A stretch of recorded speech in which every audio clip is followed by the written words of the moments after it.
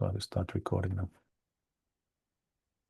Welcome everyone. So today we have a topic entitled Pacing Changes, Seeing Living Systems as Rhythms. And we have Zaid and David Ng from Systems Change Learning Circle, Toronto, SCL. And now they are on the 7th year of a 10-year project that began in 2019. And this is a novel conceptualization of change, systems change from a more processual dynamic perspective. And we will learn about the method for working with the multiple layers and different bases of systems. So I will hand over to David. David, please. Thank you, Ani. So I'm David Ng. I'm in Toronto, currently an adjunct professor at OCAD University. The history of this project starts actually back in the days of the ISSS when I was president in 2011, 2012. Actually, when I was visiting Finland a lot at that point as well. But the question was about rethinking systems thinking in a serious way. In 2019, we started this project, and I asked for some volunteers to work on a project that was really hard, which was rethinking systems thinking. And it would be a 10-year project which we would meet at least once every 3 weeks. And so we've continued to do that. We're in year 7. We've done most of the theoretical work and the philosophical work.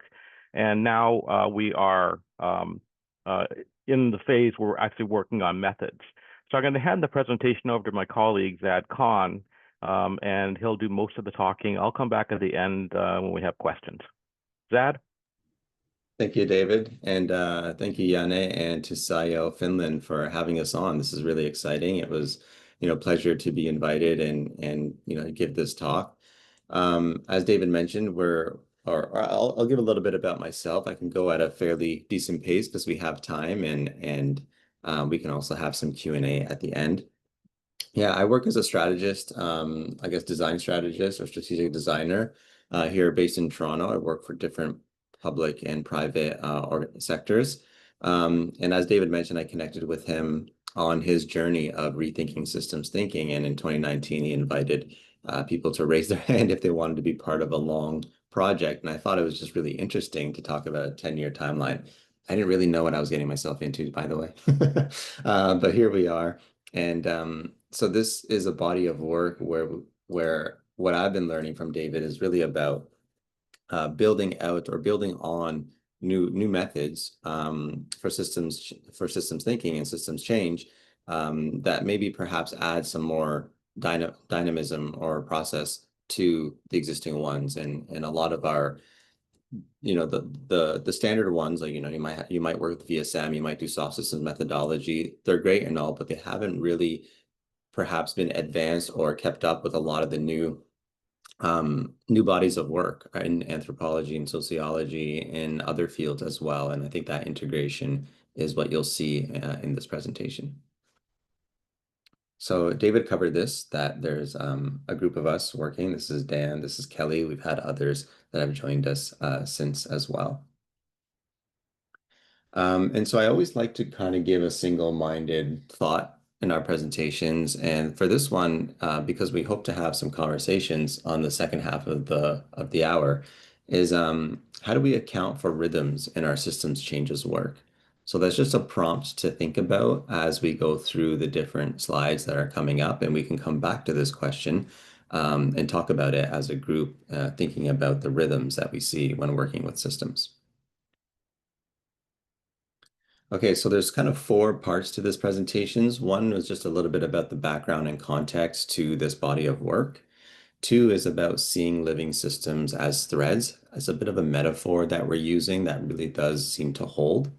3 is that there's a conceptual model that we've developed and a method surrounding it about asking particular questions and doing some exercises that we can share a little bit more about.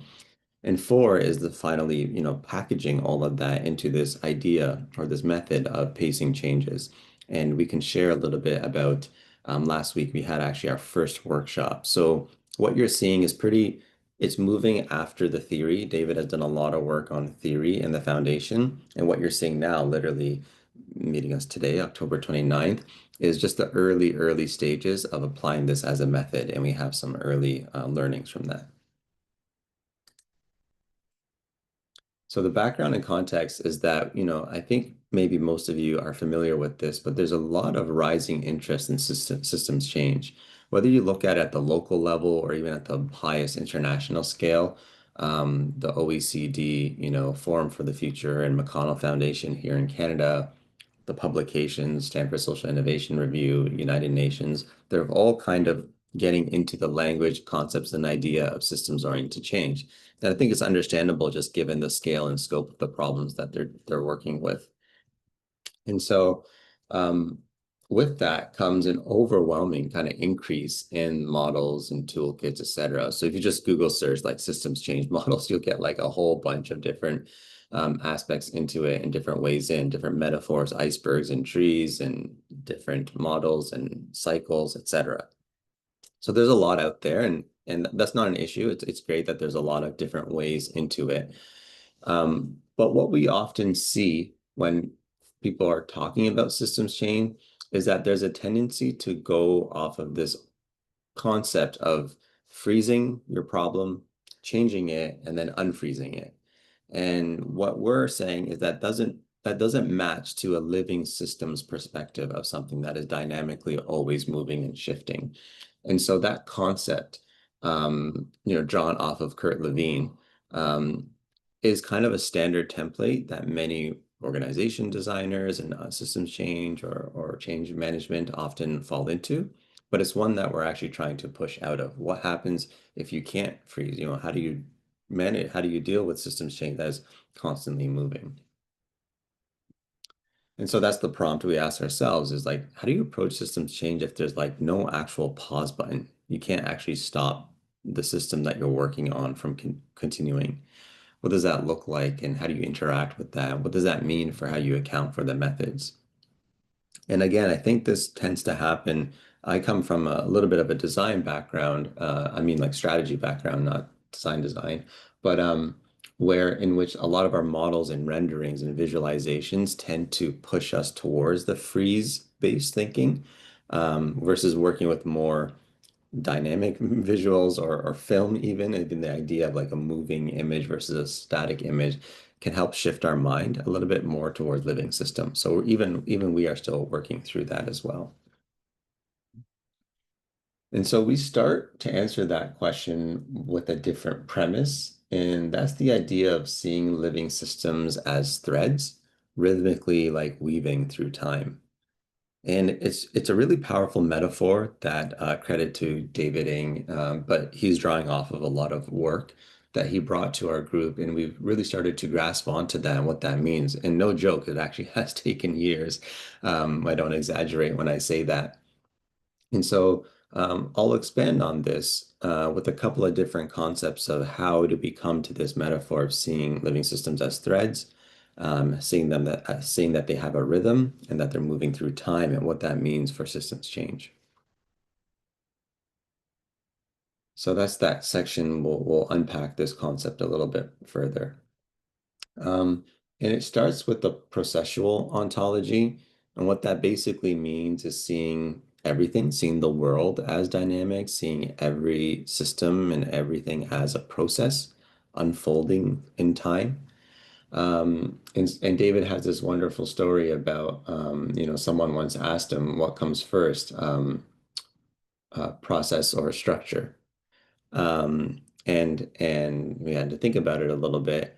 And a process is an arrangement in time, a structure is an arrangement in space. And so when you think about it a little bit more, is a mountain a structure or a process? And the answer is like, well, it's actually a process. It's just the slowest moving one. So there are things in our world, there are things in our reality that we might see and we might look around and we think that they're fixed or static, but really they are slow moving processes. There's just different time scales that we're working with. And so this processual view is seeing reality, as I mentioned, as dynamic versus static. And what that does is we start to emphasize time over space. We don't discredit space. We don't say it's not important. We just see it as maybe perhaps treating it as secondary, or the sequence becomes important. And so the idea here is seeing the world as made up of processes moving through time. As I mentioned, we emphasize that most fixed structures, even a mountain, are actually slow-moving processes. And, but you can apply that to anything in our life, even our civilizations or our own relationships and things like that. These are all processes unfolding. And so what do we downplay? We actually downplay the perception of reality as snapshots in time. As we mentioned, thinking of change as freeze, change, unfreeze is something that we deprioritize. And this idea is drawn off of many process thinkers and many from that body of work all the way back to Heraclitus and Lao Tzu. But more recently, you can take things like J.J. Gibson's ecological approach to visual perceptions, where the ecology is shifting and moving, and there's a way to kind of address that amongst many other thinkers. And sometimes it can be overwhelming in that process ontology world. So that's one concept, or that's one premise actually that we start with. We start with a processual view. And from that, there's maybe three ideas that we bring in as concepts for this metaphor. One of which we strongly draw off of Tim Ingold. He's based in Aberdeen, Scotland. And we based on the idea of lines, thread, weaves, and rhythms. And I just love how sometimes he gives these lectures. He uses like the overscreen projector and he's like drawing his examples. Even in modern times, he lectures this way, which is really exciting. So he talks about the life of lines and how, treating living ecosystems as threads moving through time. So that's the metaphor we're actually borrowing off of Tim Ingold. Borrowing means return. We're referencing off of Tim Ingold. And so this is threads and rhythms, maybe the concept one of three. After you look at the world in a processual view, we start to layer on this idea of threads and rhythms. And that means understanding the natural unfolding of a living system as threads moving through time. So the idea is that all living systems have a natural inherent rhythm to them. And so we emphasize the system of interest as threads moving through time. So even if you take how your energy is feeling as different parts of the day, it's not that this example is going very much linear, but it really is about thinking about where you are in your timeline corresponds to where you are moving through time, and it's rhythmic as well. It may not be linear, it might go up, it might go down. There's going to be hundreds of lines drawn even in your own life, even in your own day, even in your own hour. But this is how we start to conceptualize systems. And so what we downplay from perhaps the standard approaches are understanding systems as a set of parts in a spatial configuration.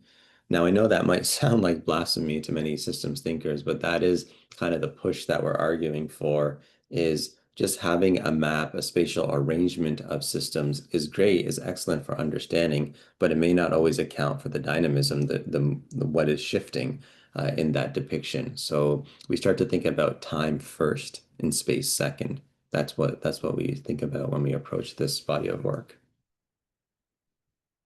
And this is drawn off of Tim Ingold, Life's Lines, amongst others again, but also classical Chinese medicine or any philosophy of body, really. And if we were going to go deeper, I don't want to go too deep. David can talk about this at the end of the Q&A, but these would actually be two lines or multiple lines kind of weaving together. But I just wanted to show you a basic one for now.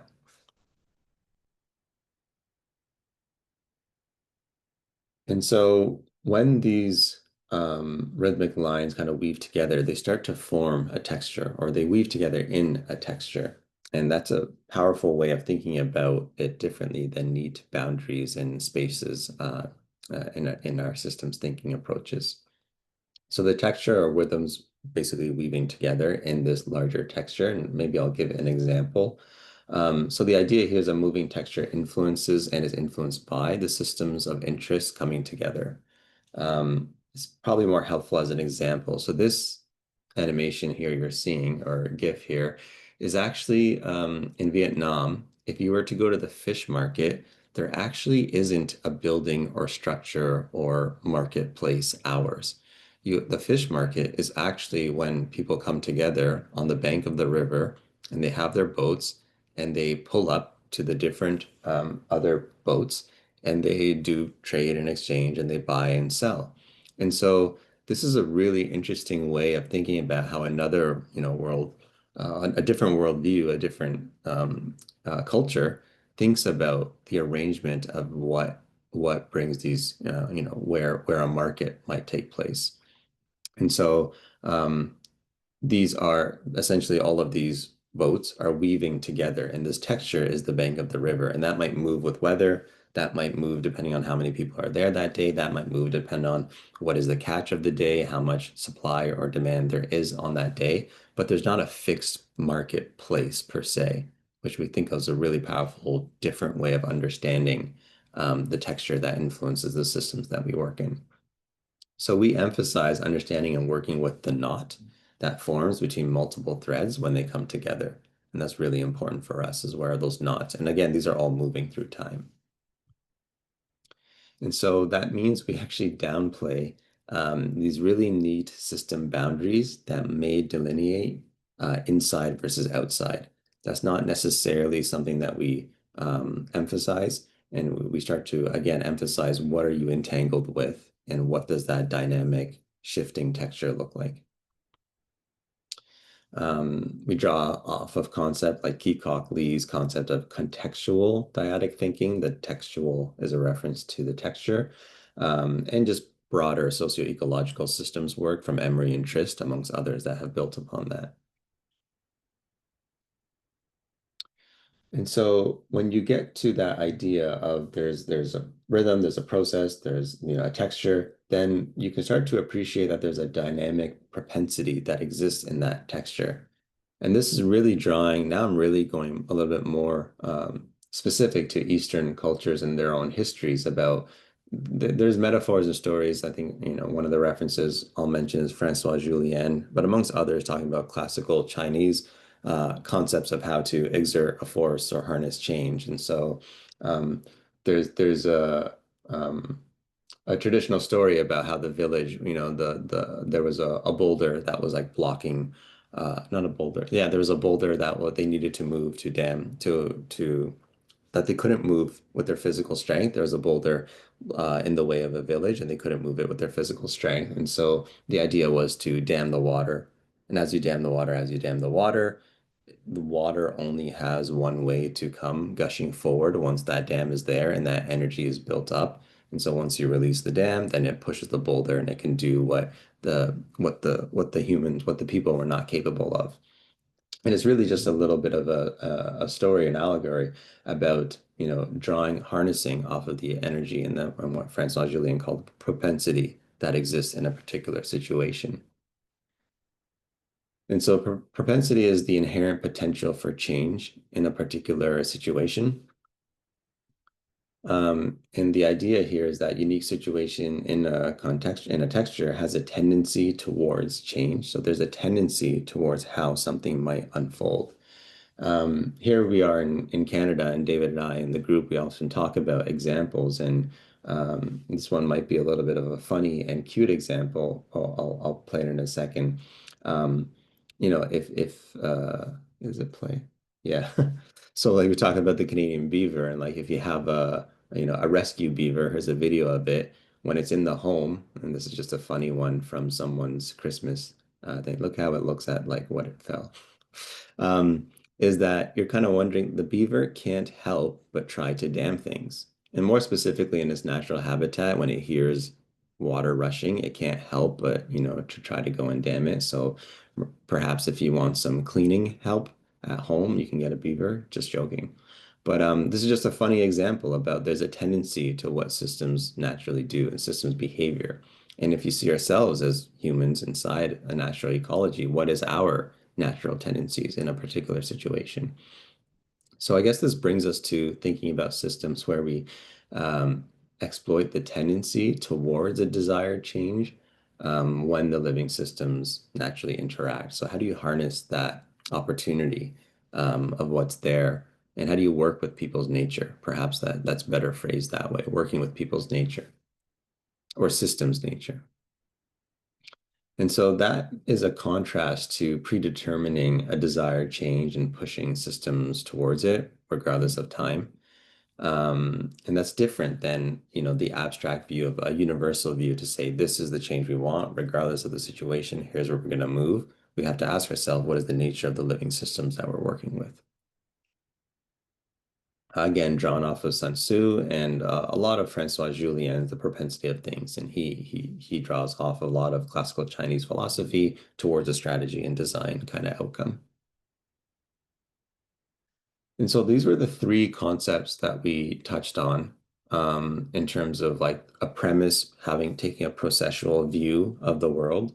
And what that leads to is a concepts of threads and rhythms. We talked about that, drawing off of Tim Ingold. We talked about a texture that forms and the knots of systems of interest kind of weaving together and working with those knots. And the propensity that there's a natural tendency towards how that living system unfolds. So how might you harness it? How might you work with its nature? So those are some of the considerations we just want to put forward from each of these. For threads and rhythms, we start to think time first and space second. So thinking about, what is the rhythm? Where are you in time before space? For the texture, you want to consider perhaps when and where over the what and why, which are more the ideals and values. Are there more or less favorable moments of action? Are there opportunities where, you may not have the people that are aligned with you on the same exact motivations or values, but they're interested in a shared goal or outcome? So it does open the door towards pragmatism, and I'll talk about that towards the end as a discussion point. And thirdly, with propensity, we think about working with the living system's nature and not forcing a change. So these are just some considerations that come out of this perspective that we wanted to add in building up this metaphor of seeing living systems as rhythms. So now we'll just move to the third section about a conceptual model and method of what do you do with all of this body of work and how they come together? What does this open up?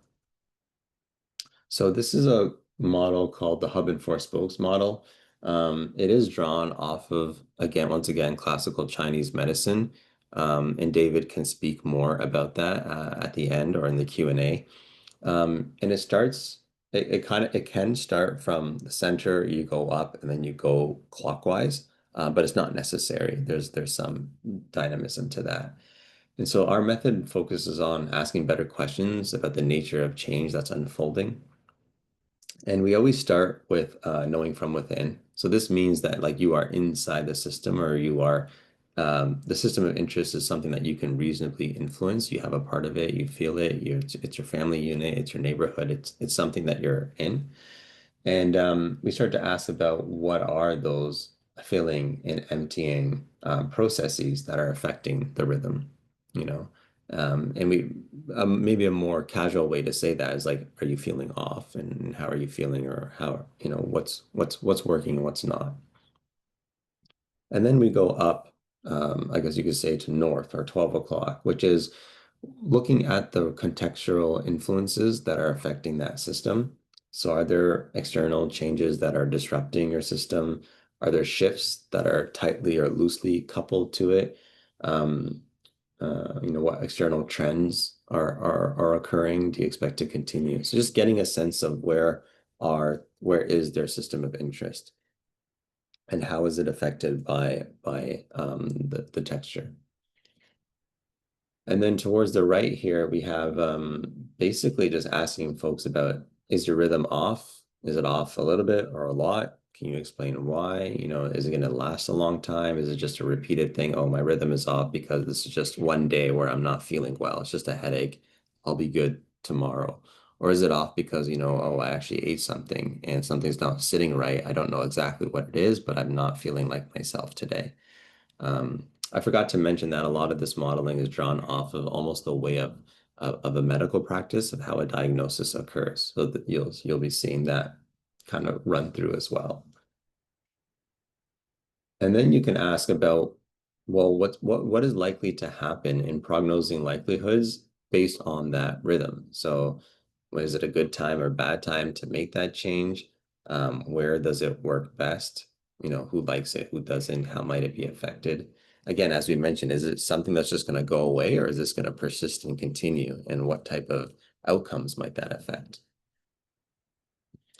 And then we arrive, at the last one is reordering pacing. And this is where we go like, okay, now that you have an understanding of what rhythms feel off, what may likely happen, what commitments do you want to change that may slow things down or speed things up? And so do you want to, in a medical sense, do you want to go for a lifestyle change to do more preventative health measures? So therefore, you might need to change what you eat. You might need to change your schedule and your time. Or is it something more serious that requires an immediate thing where you need a surgery and therefore you need to take time off of work? You need to make arrangements at home to be looked after for because you might not be mobile, etc. Your commitments change dramatically depending on that. And this is what we've really tried to focus on, is about how do you organize these multiple layers of commitments that are all moving at different speeds, because your work commitments might continue, but you're actually at a different speed, or your family unit might have to change their vacation plan because you're at a different speed.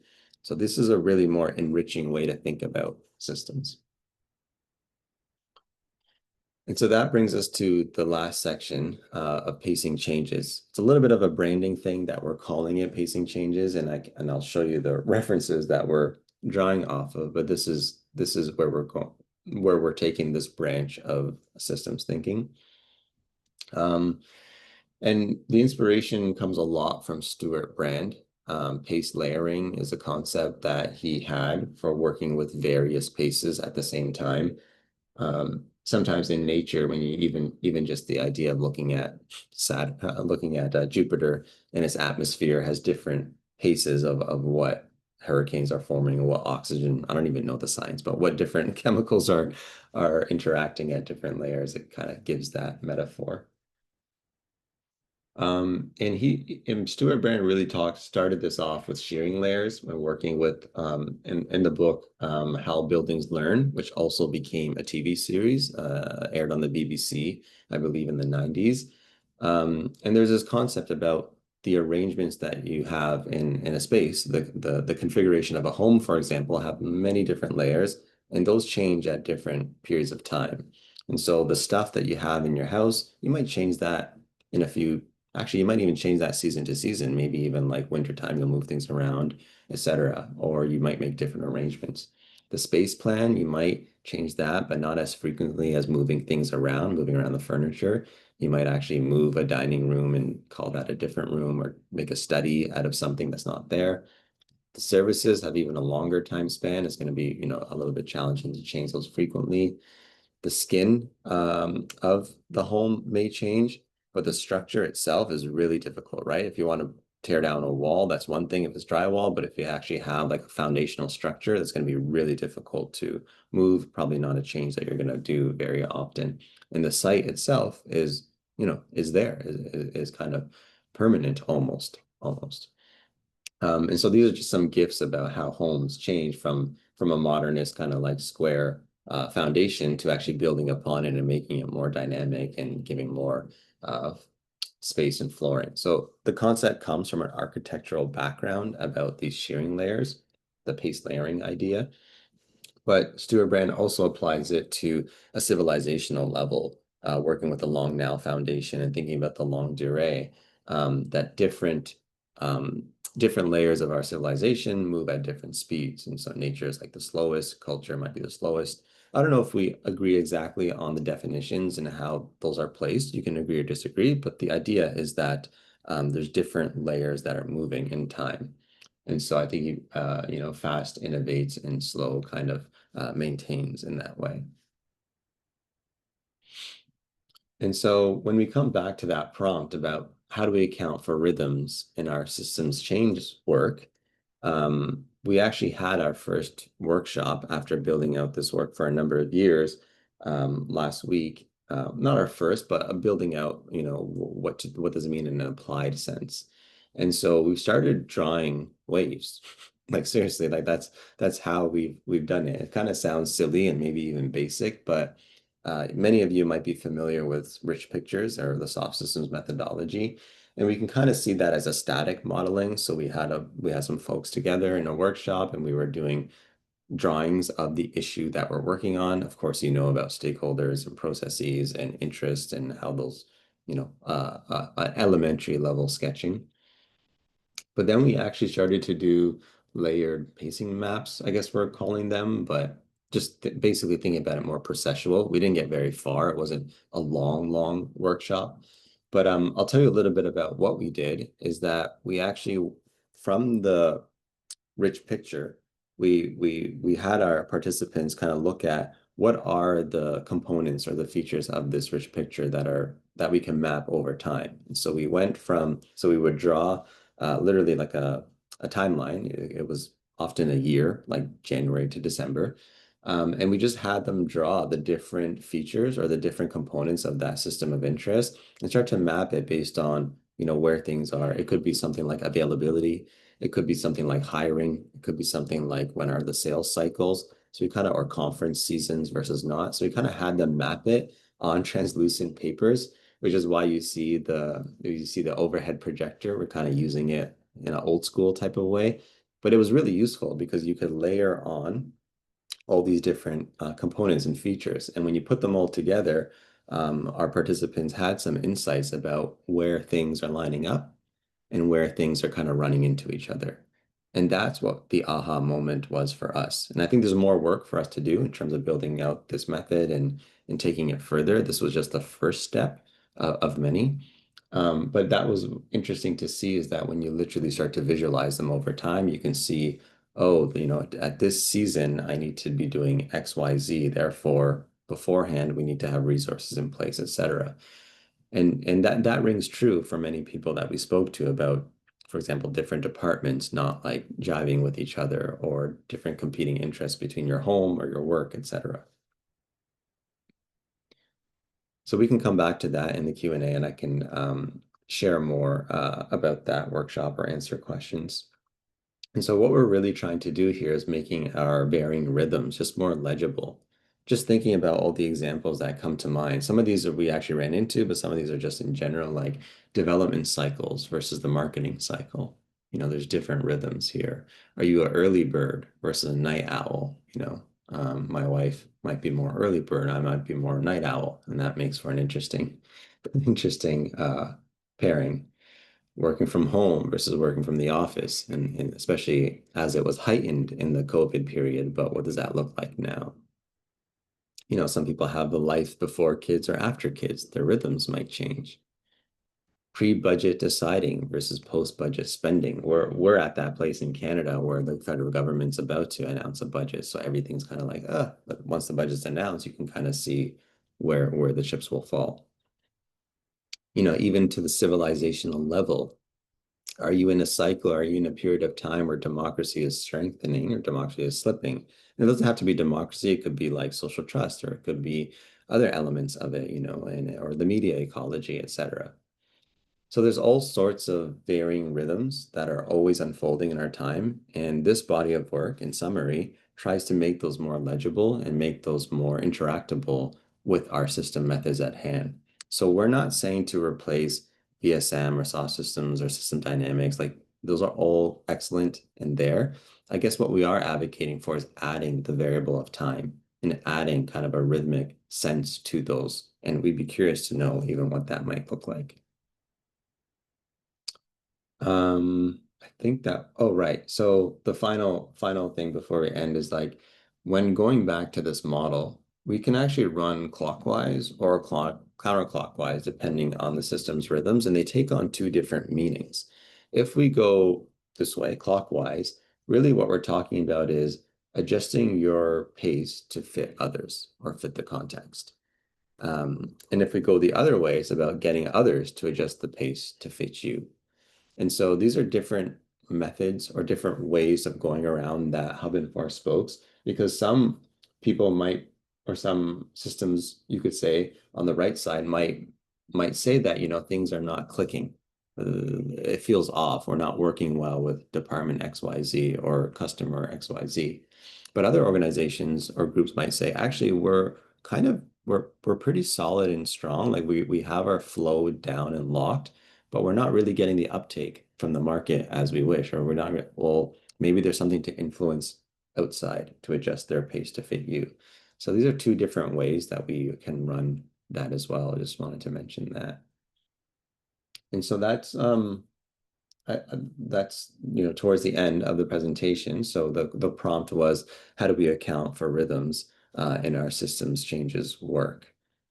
And I promise this is the last slide, and then we can open up for discussions. And these are some of the discussion points that I have, and but we don't have to stick to these, but I can also just speak to them and leave some of them up. So for me, over the last 7 years of working with this, it really shifted how I think about getting to an absolute answer versus like thinking in context first. I just make up grammar and language, like getting to the it dependsness of a situation. It was like, what would you do in this thing? It's like, I don't know, it depends. What would you do in this thing? I'm not sure, it depends. So getting to like the actual context of a situation is really difficult because you always want to say, oh, I think this is the optimal route, but really there's so many considerations to think about. So thinking context first is something that has really shaped my mind in thinking. Being much more pragmatic over being idealistic is something that I mentioned and talked about, and is even can be sometimes controversial. Even I struggle with that. But there really is, and David has a funny saying about getting people to do the right thing for the wrong reasons. Now, I'm using right and wrong subjectively, but you get what I mean, like getting people to do something even if they don't believe the core motivation, but at least you can cooperate on a shared outcome. Thinking about scale, there's often so much that we talk about, at least in my circles, about like, technology and otherwise. Like, does it scale? And I'm always wondering, can we make it more local? And you can start to see why a hyper-local perspective starts to work when you are tightly coupled in a fabric, so to speak, and you're kind of navigating through.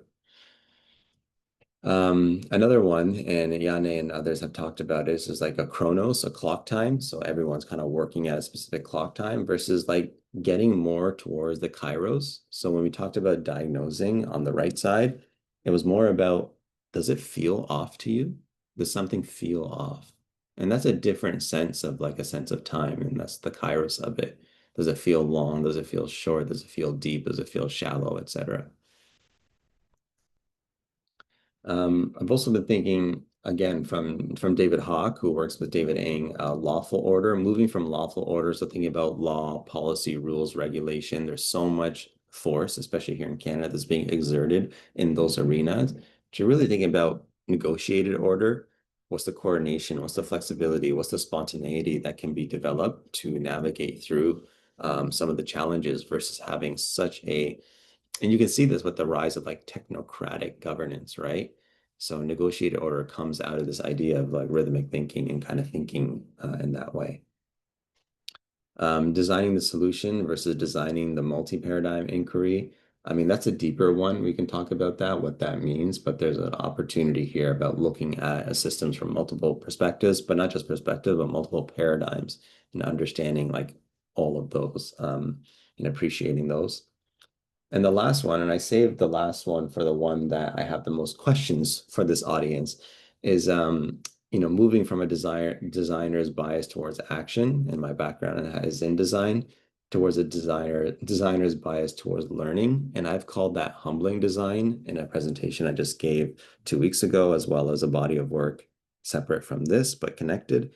And so I heard about the Finland project about humble governance, and that would be my question as a point of discussion, now that we can open it up. But any of these can be related concepts that we can talk about, and we're also happy to talk more about the metaphor of rhythms and threads weaving through time.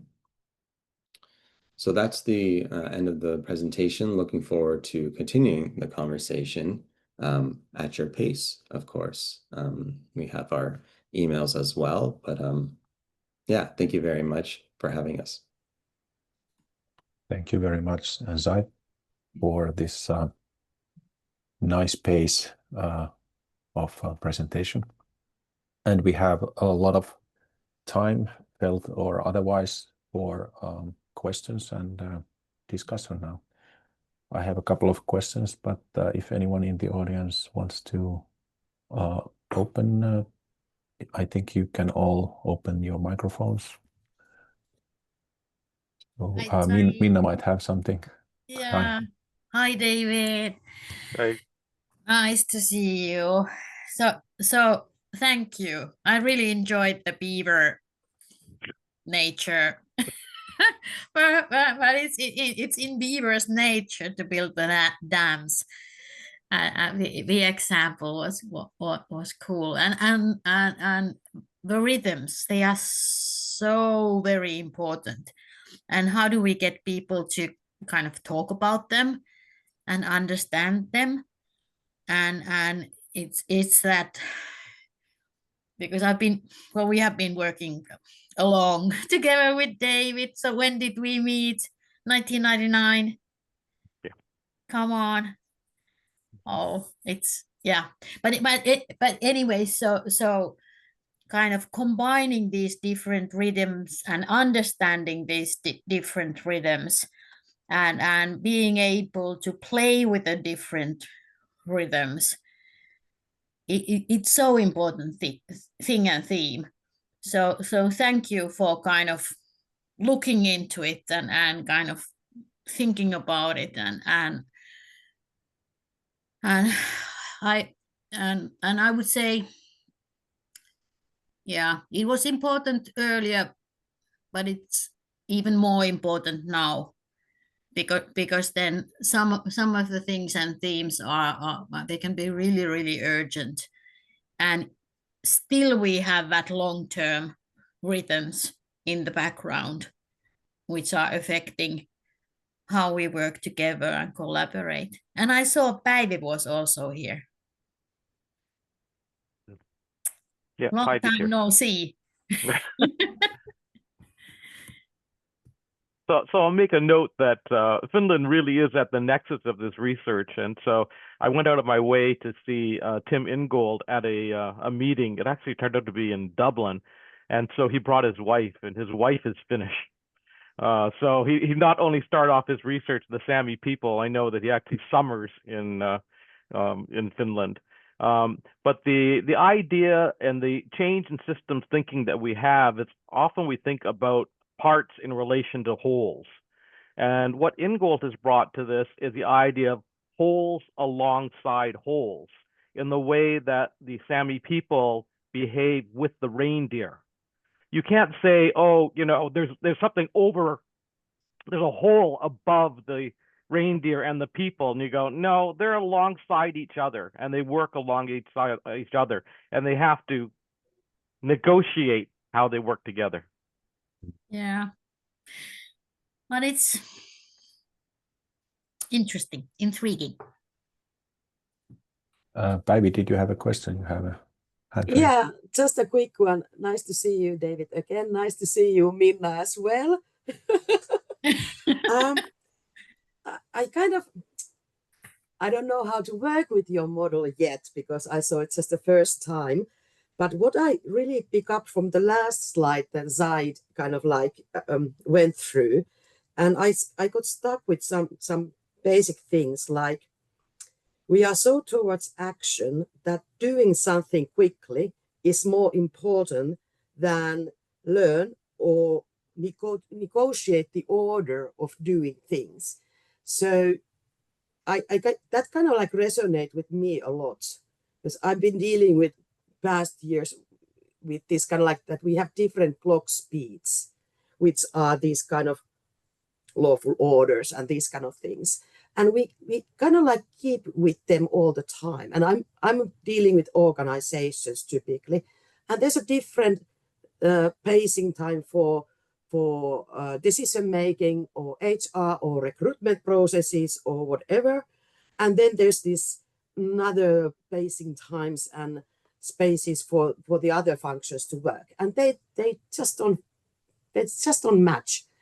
And either we never kind of like discuss that should we actually negotiate something first. We just start doing something based on the snapshot of the model that you started with. So very interesting. Thank you for this, pointing out this idea. So Päivi, one of the things that we found helpful is the questions that are asked. And so we ask about when and where before we ask about what and why.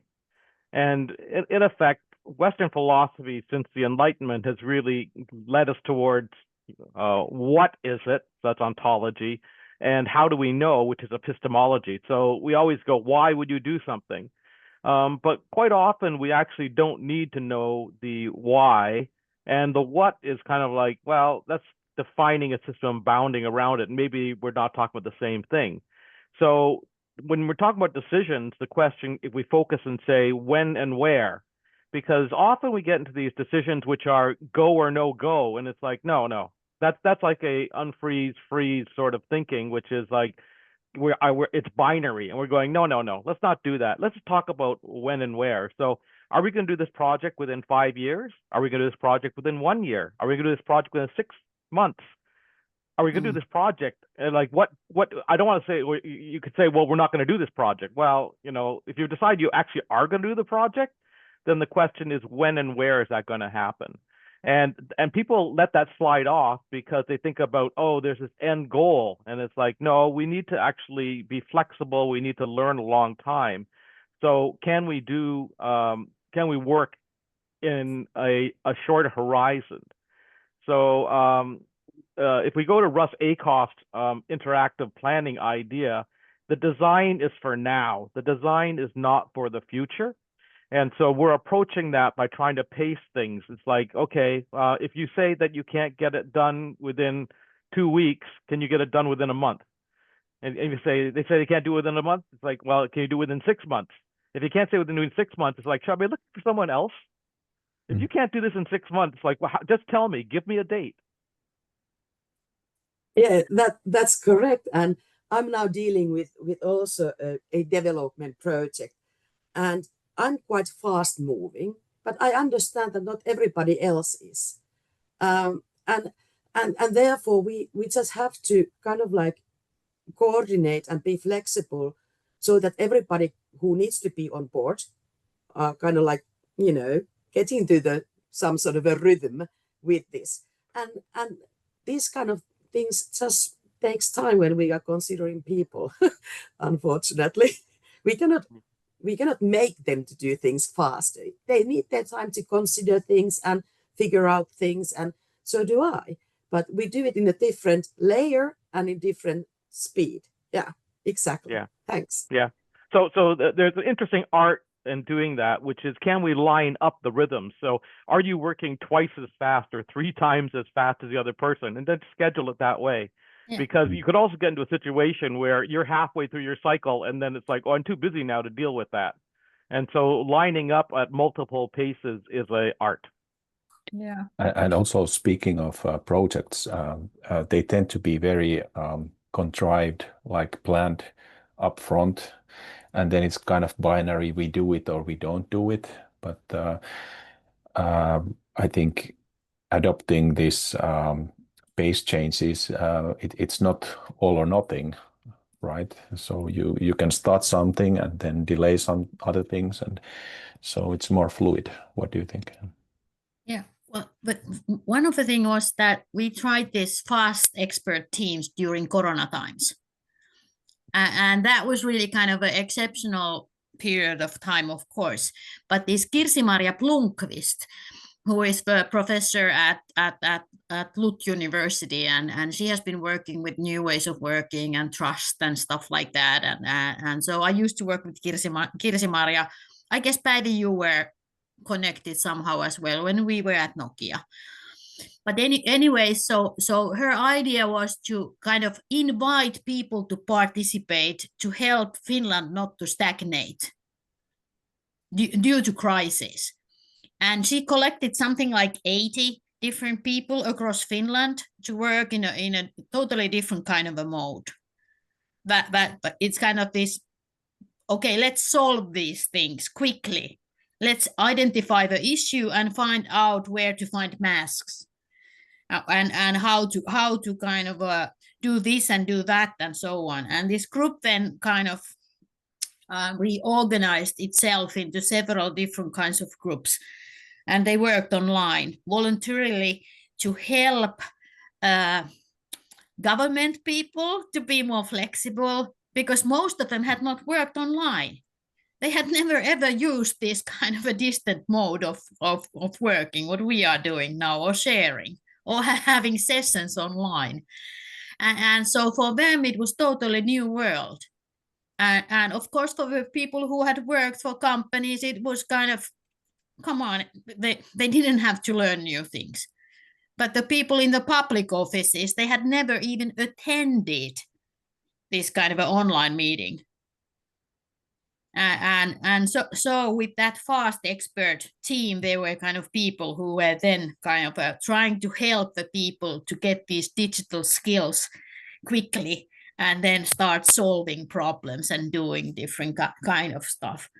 And it was a kind of a challenging, because they were, it's totally different kind of a situation, and it's a different rhythm, and you are participating in a different way.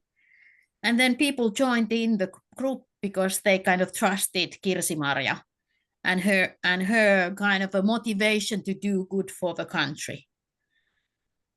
But it was really kind of exceptional situation, but then kind of people learned and kind of helped each other, which was cool. Yeah, one of the concepts, and I'm now thinking I should insert it in the future. We touched on it before. Is David talks about, or we all talk about, how the situation is framed, Minna, and this relates to it. If it's framed as a crisis or an urgency, Yeah. then of course the pacing will be presumed to be wanting to be addressed more quickly. But we're also seeing an overuse of the crisis framing towards everything. So when everything is framed as a crisis, then everyone's trying to operate at these really speedy paces. Then there's many other downstream effects that happen because everyone's trying to just go from one emergency to the other. So how do you have a pacing stack, almost like a tech stack, a pacing stack, where there is a spot for a crisis that's fast moving, but not everything. There's also some work you're doing that's much more slower, much more long-term, much more, and the philosophy of maintenance comes in, because you have to maintain things slowly, but you also have to respond to emergencies immediately as well. Yeah, and what Päivi said about this kind of a different rhythms and kind of appreciating the slowness as well. Oh, you know, I went to the forestry research center, and the lady there she was so cool. She was, come on, Minna, everything is not done on a quarterly basis. It takes 50 years a pine tree to become fertile. So there are these rhythms you have to kind of consider. and her comment was, she was so good. But you have to understand the kind of a rhythm of certain things. David, do you have that Japanese story about looking after the tree? Yeah, so Tim Ingold did looking at some research at upland foresters in Japan. And so the way in Japan they manage forests is that they were family owned, and they would in effect, the idea was that for the first 30 years you look after the tree, and then that next 30 years the tree looks after you. So when they're going for a really old tree, they would have a ritual that they would need permission actually and a ritual to cut the tree down and create the long beams that would go into a house. And that was the old tradition of, in effect, the trees alongside the people.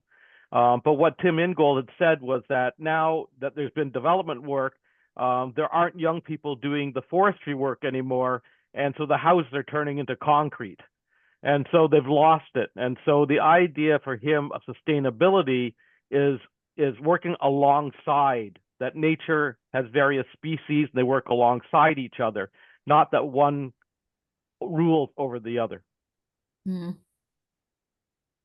Yeah, we were just talking about beaver ecosystems, and the idea there that okay, when the beaver builds the dam and the water is rising, then it creates this kind of living conditions for other animals, and but they don't negotiate with each other. but they don't have this kind of okay, we have this kind of a powwow with the beavers and the birds and the bees and the animals, and okay, I'm now going to build the dam. So they coexist and they kind of complement each other. But then so when you are kind of creating the playground or the conditions for success for others, it's not necessarily negotiated. Well, it's negotiated. It's not done verbally, but it's done instinctually, which is fine. They certainly don't have laws. Yeah, and they're kind of okay. Let's have our quarterly meeting. So how much the water is rising, and I'm now supposed to lay my eggs. The bird would come and tell, and so on. Yeah, but it's and for them, they're out even in that ecosystem, they have this kind of a natural rhythm of annual cycles, but then they kind of they have a long-term rhythm because they cannot live in the same space necessarily for they kind of at least here in Evo area, the beavers, they move from one location to another one, and then another one, and then they go kind of round and round and round and round, and so there are different rhythms there as well. Yeah, that's definitely when and where. Yeah.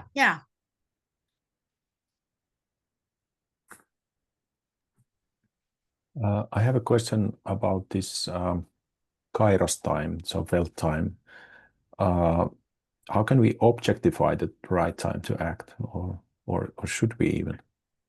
That's a judgment, and so the idea essentially comes through Chinese philosophy into through Sun Tzu, and so he always says that you should attack when it's high ground, when you have high ground. Don't attack when you're in a poor situation. But it's interesting talking about projects. So or talking about one of the examples I like is, since I'm actually following Chinese medicine, and Kikok Lee at Manchester has done a lot of research into this. She was talking about one doctor, a famous doctor, and the daughter brings her father over, and he says, "Oh, he's fine now, but if he doesn't change his ways, this is summer. This is winter, and he's running very hot. If he doesn't change his ways in summer, he'll be dead." So Chinese medicine recognizes that seasons change. I actually just made change of season soup yesterday because we're going through that now. But Western medicine kind of goes, no, it's all the same. And so when I get my pulse taken by a Chinese doctor, he measures it and he does the diagnosis and talks about the seasons of the year. When I go to a Western doctor, he says, your blood pressure changes when you walk across a room. It's irrelevant. I'm going, I like the Chinese diagnosis much better. It's much more thorough. Yeah. So the idea about timing is not something that is generally well accepted in Western science, but we do it quite easily in the arts, in music. And so one of the clips that I show when I do a presentation, I don't know if you've seen the movie Whiplash, where he comes and he has a drummer, and the band leader comes over and says, "Are you rushing or are you dragging?" And he says, "I don't know." And then you actually watch closely, and it's like, no, he's actually rushing. He's not dragging. But we talk in music about people being out of sync with everyone else, and so there's a real kairos, which is the idea that you are not in step with the rest of the band. So one of the vocabulary changes I'm trying to do is in Chinese, you often hear people talking about Chinese and they talk about balance. I'm actually thinking balance is not a good term because it tends to be too static. I've been trying to encourage people to use the word groove, that you're in the groove, because music has groove. And Kairos says you have groove. So there's a difference between a drum machine that does chronos and a drummer that has a groove. But then when we have multiple rhythms coexisting, then whose kairos counts? In a band, if you have a band and they're all playing at different paces, it's not that one dominates the other. You have to work it out. Zaid, do you want me to comment on that? Yeah, I was gonna say that basically, like that's a great question, Janne, because I think that's where you are feeling the sense of time together. And so oftentimes even jam bands is like a certain like type of jazz. band. Yeah, like or jazz bands or whatever. You're kind of discovering the groove. There's an element of like learning as you're playing. And that's where basically like does it feel right? Did you come in at the right key at the right moment and on the right downbeat or upbeat? And it's both. It's whole relationship in the sense that like they're all sensing the time together. So how would a corporate look like that would be like a jazz band? That's a good question, David. Have we gotten to that level yet? Well, it's interesting when you stop and think about it. So in the first workshops that we did, I was working with Code for Canada, and I said, okay, let's understand what your cell cycle is like. Okay, so first quarter in Canada, March 31st is the end of the fiscal year. So no one does anything until then, and then it's like, well, and then for like April and May, the deputy administrators are trying to figure out what the budget actually is going to be, and so they talk about that, and then summer comes, and so you got a few weeks there, but then in June, but then summer comes and nothing happens in the summer, and so then September and October come, and then people are back to work, but then Christmas comes. So I said, what you just told me was that you really can't sell to the government except for September and October. So that's fine, you can do that, but you better make sure that your employees all have a lot of rest in the summer because they're going to be going full out in September and October. So that's not the way that most companies talk about it. When I was at IBM, we actually had so-called cadence calls. And the problem was they're saying that at IBM, they would say that most of the sales happened in the last part of the year. And actually, what would happen, would be in the last 2 weeks of every quarter. And they'd say, we're not going to do that anymore because the system doesn't work if you only work on 4 2-week periods a year. You need to spread it out. So you need to acknowledge that there is kairos, there is rhythms and cadences within the organization, and they're human imposed, just like Mina was saying. It's not quarterly. You don't have to run quarterly, but you should decide what the appropriate rhythm is. So Janne, in our method, what we would do is, or what we would like to do is try to bring those to surface. Sometimes they're either more invisible or intuitive. And so you might have different managers that might actually see the rhythm unfolding in time differently, or you might have them map it and they'll see where things line up and don't line up. But many times this is either not verbalized, not depicted. It's just like, oh, that person didn't work out or that project didn't work out. But perhaps there's actually a rhythmic reason or a rhythmic understanding to appreciating it differently. But it's really kind of, there is a rhythm of making plans and strategies, and then there's a rhythm of making budget, and then there are those might be aligned well, or they might be totally disaligned. That there is a kind of strategy group that is doing whatever they are doing and kind of great plans and nice pictures and good great workshops and whatever. And then the financial guys are kind of totally disconnected, and then they are doing their plans just like they have done it so many years before.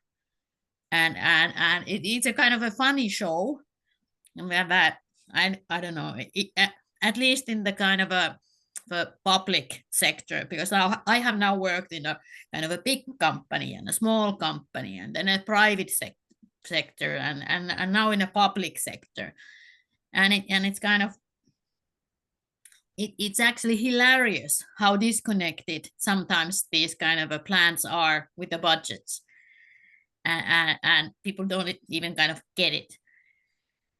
And then again, there is the rhythm of development projects and then it's a rhythm of the kind of everyday work, like everyday activities at school and everyday activities at hospital or in the traffic unit and so on. And then are those people who are doing development projects.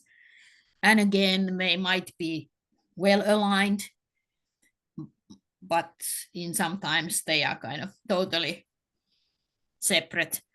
But the people who are envisioning the new things have no touch with the reality at all. But again, it's a this rhythm thing as well. So the project rhythm, and then the kind of the business as usual rhythm. And sometimes for people who are working for the companies, it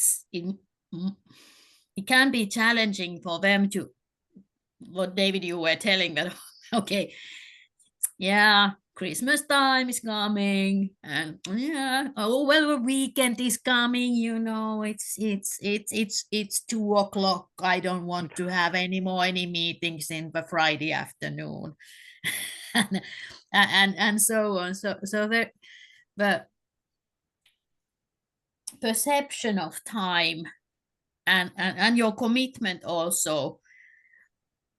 But are you willing to give your time? Zaid, you touched upon the framing of like this crisis mentality. So that made me think like if this texture arises from shared attunement, then can this texture be intentionally cultivated? Yeah. So the slide that Zaid didn't put in was we have this 2x2 matrix, which is actually urgent, important, and local and distant. And so if it is local and urgent, so this is like being on the battlefield and you need surgery.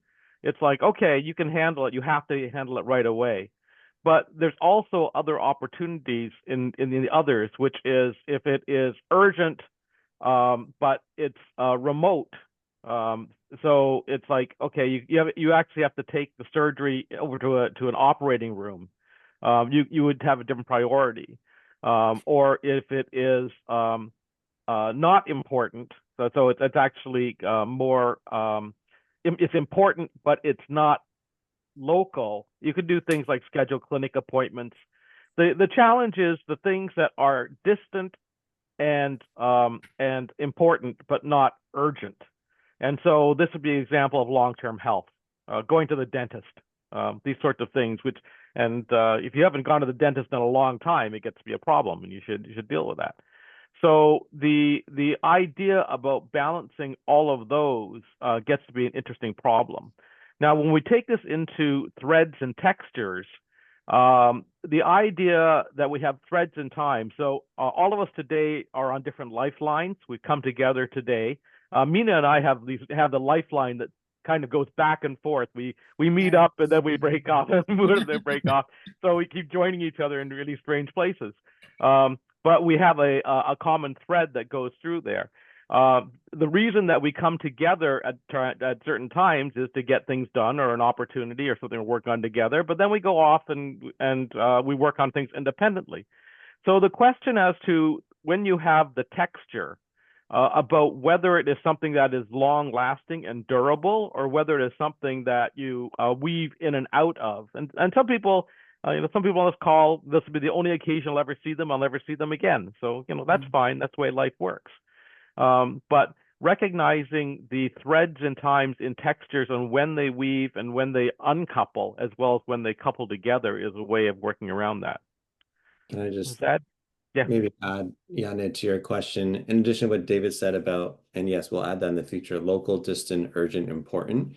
I think that my own view of this is the mediated environment today, like so much of our screens, so much of our information sphere, it kind of gives us collectively a sense of that there's something urgent to do, but those urgencies are actually distant, as in like they're not in the local space in a dominant way, but they're felt like as if they are through screens or through interaction or through information ecosystems. That's my perspective when I look at the media ecology. And that's where things can get distorted, because you could have a phenomenon that occurs on one side of the world, but it's felt as local and urgent on the other side of the world. And that kind of starts to have these distortions. So what we're thinking about is, how do you collectively, or whatever your system or your group is of the people that you're interacting with, can you discover what are the local urgencies that you want to work on quickly, and what are the important things that you have to chip at over time? Yeah. We are organizing a session and a workshop event related to the research development and innovation, and it's next week, and it's related to dual use technologies. And there is this kind of the Defense Finland network for kind of supporting the startups in the kind of a dual use tech. Initiated in one of our small towns, Riihimäki, and they have the military unit there, research center, and that's one of the motivation to having it there. But anyway, so they have been kind of ramping it up rather rapidly, and our regional council has been funding it. And so far, I have not heard of any of our initiatives being that kind of popular. So it was presented in Davos, and now they got funding for the cascading it around Finland, and then they have kind of joined in Nordic networks and so on. So kind of important thing, because of our neighbor and the situation in Europe currently. But anyways, we are organizing this session and it's in Riihimäki. And we were in contact with VTT people way back. And they said that, okay, we are going to come there and have a keynote speech. But I guess it was not local enough for them. It was too distant. It was not important enough for them, because they canceled their presence, kind of or they delayed their decision for a very long time. If they had said no for kind of 2 months ago, it would have been okay, but they kind of delayed. And then kind of at the very late stage, no, we don't have anybody who could come in and join it. And of course, I know people from VTT from my times. I sent message, kind of some of them, and they respond immediately. And the thing is that how can we help? So the thing is, for them, it was kind of also related to a personal connection. So what can we do to help you? Okay, we were then able to solve it, and everything is okay. But it was the idea of that it depends, and we are people, and for some people you have they want to help you, or they want to work with you, and they want to kind of be part of your things, project success or whatever. And some people, they just don't care. You are totally irrelevant to them. Yeah. That relates to the threads in time. And so one of the things is thinking about time, not just at this moment. We can have debates about the future, but there are threads that go way back. And so, Mina and I have been working together since 1999. So that's a really, really long thread. And so what she calls, I answer. Let's put it that way. And so that's the sort of thing, is that those threads and those knots that we've tied don't go away. Yeah. But then it is that, okay, when we talk about this capability to do things together, and not only within one organization, but in an ecosystem kind of a way that organizations would work together, and they would be different. They would be kind of a public, private, educational institutions, research institutions, NGOs, stuff like that, kind of solving certain issues. So how do we, and these wicked problems, but things that are kind of haunting us. I think sometimes we want to weave together textures, and maybe we should be weaving together threads. And so recently, Zaid and I have been doing some work with OCAD University and starting reinvigorating the SLab. It's a institute they have within the center, and it's like it depends on the people at the time.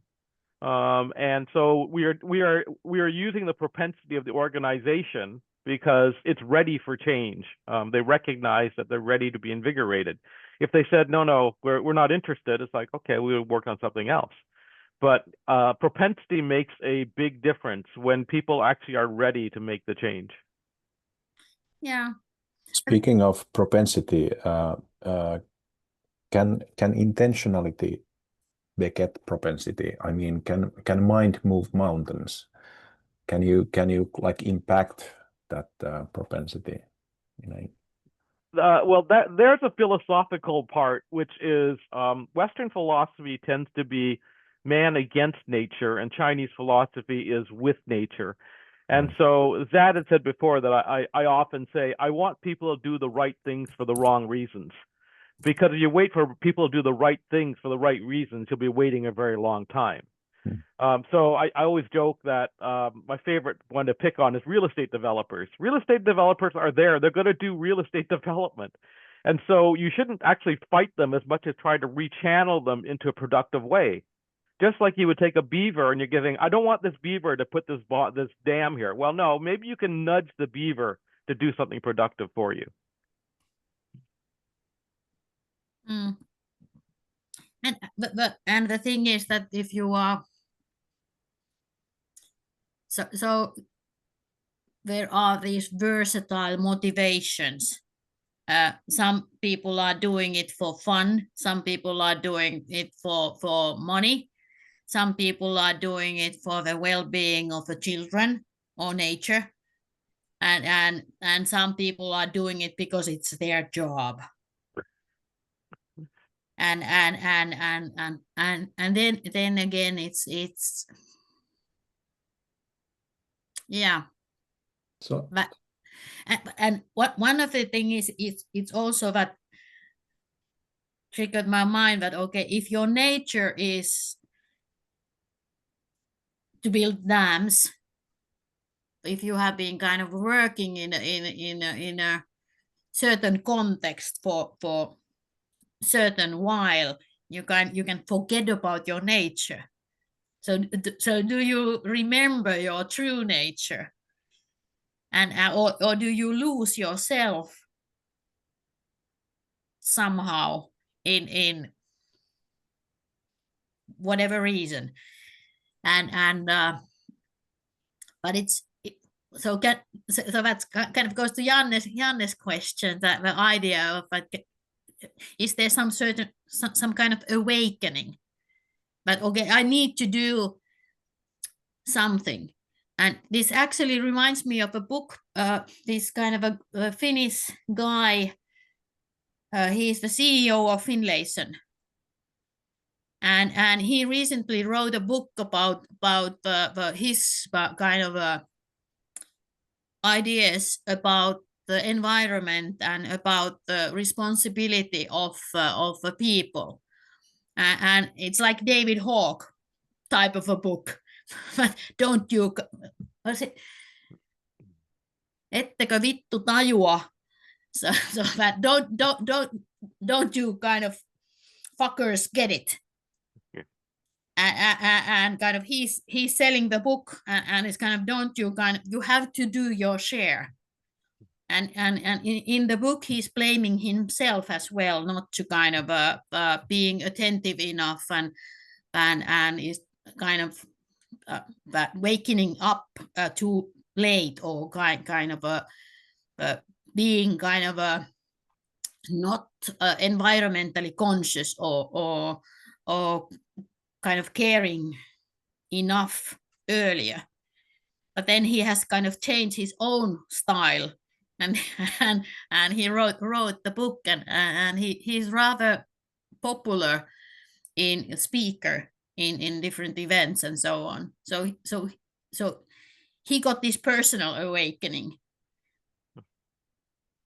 So Mina, I wish you were actually in Toronto for this week, because Gary Metcalf is coming, and we're running a workshop, and we're bringing in the ideas you're talking about. So the book is Disclosing New Worlds, and they have one of the things that they call it articulation, which is you forgot that you had that nature and you're rediscovering it. So we're bringing that into our research. That's at the leading edge of research. When you come to Toronto, we can have bigger discussions on that. I will kind of try to find you the link of a book, because that it reminded me so much about the David Hawke. Yeah, I think going back to Janne's question, which I think, David, as you were saying, it's a philosophical not difference, but different way of looking at it. But Janne, even your question about, I think in this perspective, there's more this idea of, like, as we've been talking about, working with people's nature, understanding what someone naturally tends to do. Therefore, the propensity that you're kind of like cultivating or harnessing, I'm not sure if those are the right words, are kind of already embedded in the person. But on the taking that to the extreme end, that sometimes does mean things like maybe not everyone, like, people have specific natures for the type of skills that you're good with. So in the workplace, I'm sure many people on this call have experienced it. There are people who excel at a particular skill, or I've witnessed it, and then in our work system, you believe that that means more responsibilities and more management, but that's not necessarily in the person's nature that they want to manage other people or manage these types of things. Perhaps they just want to continue to do the thing that they're wonderful at or excellent at. And so that's like a workplace example of where can you really design the team setup, even in sports teams, for example, such that people, you're using their natural tendencies the best and not forcing them to be something that they're not.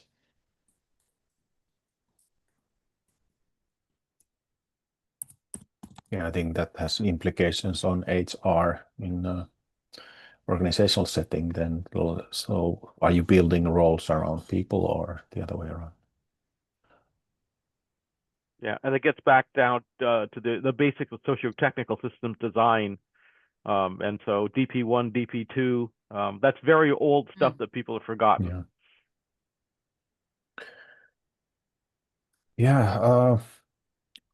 Well, I appreciate that we have taken a good time for this conversation. We have some people who haven't opened the mic yet. So now, if you have been sitting on a question in your mind, now would be a time to be brave and open the mic. Anyone would have a question in the audience?